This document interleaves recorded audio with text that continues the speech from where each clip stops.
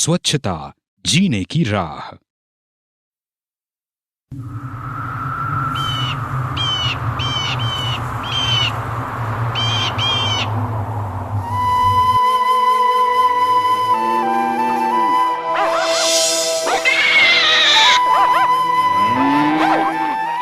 सुनो एंड्रूस, पिछले साल तक तुम हमारे स्कूल के स्पोर्ट्स चैंपियन थे। हमें तुम पर गर्व था, लेकिन इस साल तुम एक भी स्पोर्ट्स इवेंट नहीं जीत पाए। आखिर बात क्या है? स्पोर्ट्स डे से एक हफ्ते पहले मुझे डायरिया हो गया और इस कारण मुझे शारीरिक कमजोरी हो गई, इसीलिए मैं जीत नहीं पाया। सुनो दोस्तों, संभल कर चलो, पूरे रास्ते पर मल पड़ा है। दीपक, नाच क्यों रहे हो? ठीक से चलो ना। हे, मैं नाच नहीं रहा। स्किन डिजीज के कारण मुझे खुजली हो रही है। ये देखो।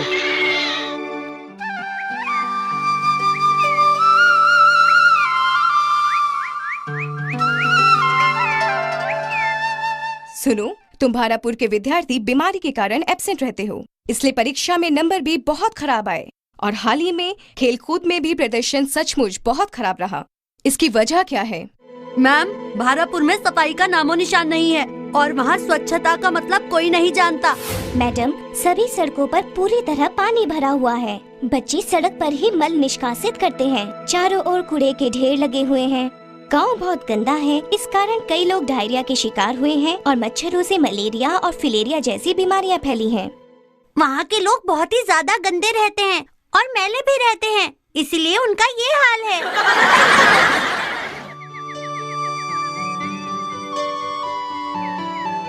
आज क्लास में जो बातें हुई वो हमारे लिए बड़ी शर्म की बात है। हाँ आरती, और इसकी वजह है हमारे गांव की गंदगी।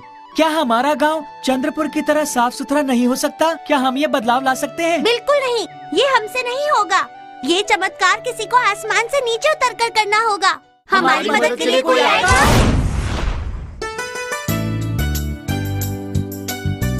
हे दोस्तों, घबराओ मत। मैं हूँ वॉश, तुम्हारा दोस्त। मैं तुम्हारी इच्छा के मुताबिक आया हूँ, तुम्हारे गांव को स्वच्छ बनाकर सब गांव वालों की जिंदगी में खुशहाली लाने के लिए। क्या हमारे गांव की हालत सुधर सकती है? क्या खुशहाली होगी हमारे गांव में? हाँ, अगर तुम लोग मेरा साथ दो तो क्या दोगे? हाँ, हम आपका साथ जरूर देंगे। अरे क्या हुआ? इसे सांप ने डस लिया जब ये मल निष्कासित कर रहा था। इसकी जान बचाने के लिए हम इसे अस्पताल ले जा रहे हैं। देखो दोस्तों, सड़क किनारे मल निष्कासित करने से दुर्घटना का खतरा रहता है। खुली जगहों पर कई जानवर आप पर हमला भी कर सकते हैं, जैसे सुअर, सांप या कुत्ते, जिससे कोई घायल हो सकता है या उसकी मौत हो सकती है। अगर मच्छर काट लें तो मलेरिया, फिलेरिया या चिकनगुनिया जैसे बुखार आपकी सेहत आसानी से बिगाड़ सकते हैं। आपने हमारी आंखें खोल दी, आपका शुक्रिया। हम मल निष्कासन के लिए शौचालय जाएंगे और दूसरों को भी ऐसा करने के लिए कहेंगे। फिर मिलेंगे। मिस्टर वॉश, मैं तो शौचालय ही जाता हूँ, फिर भी मुझे डायरिया हुआ, ऐसा क्यों? सवाल सोचने लायक है। खुली जगहों पर मल निष्कासित करने का असर दूसरों पर भी पड़ सकता है, तो पूरी सुरक्षा के लिए गांव के सभी लोगों को स्वच्छता का पालन करना चाहिए।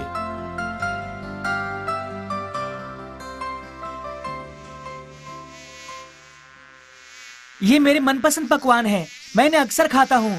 चलो हम सब मिलकर खाते हैं। दोस्तों जरा एक मिनट, यहाँ देखो।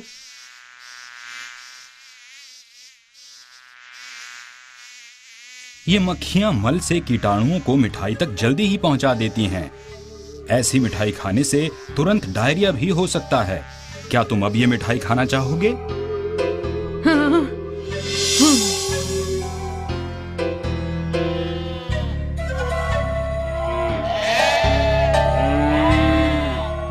दोस्तों वो देखो, घरों से, हैंडपंप से और खुले नलकों से इकट्ठा हुआ पानी मच्छरों को प्रजनन करने में बहुत मदद करता है और इसी वजह से इस गांव के कई लोगों को मलेरिया, डेंगू और चिकनगुनिया हो गया है। अच्छा, तो इस पानी का क्या करें?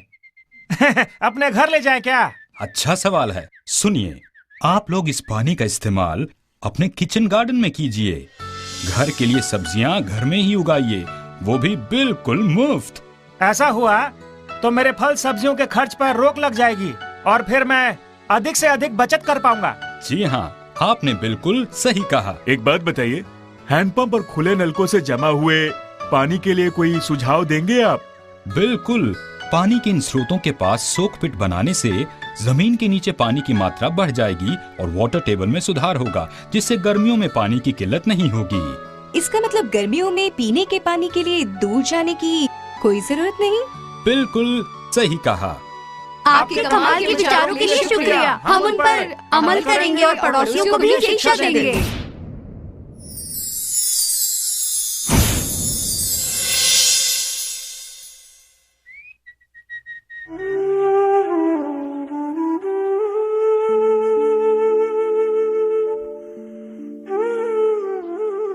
क्या हो रहा है यहाँ पर?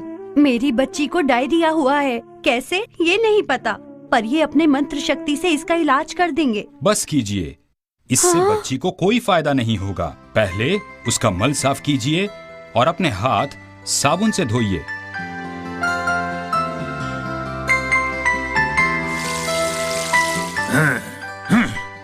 इस ORS पाउडर को 1 लीटर उबाल कर ठंडे किए हुए पानी में मिलाइए और इस मिश्रण को थोड़ी थोड़ी देर बाद चम्मच से बच्ची को पिलाइए। अगर राहत न मिले तो इसे डॉक्टर के पास लेकर जाइए।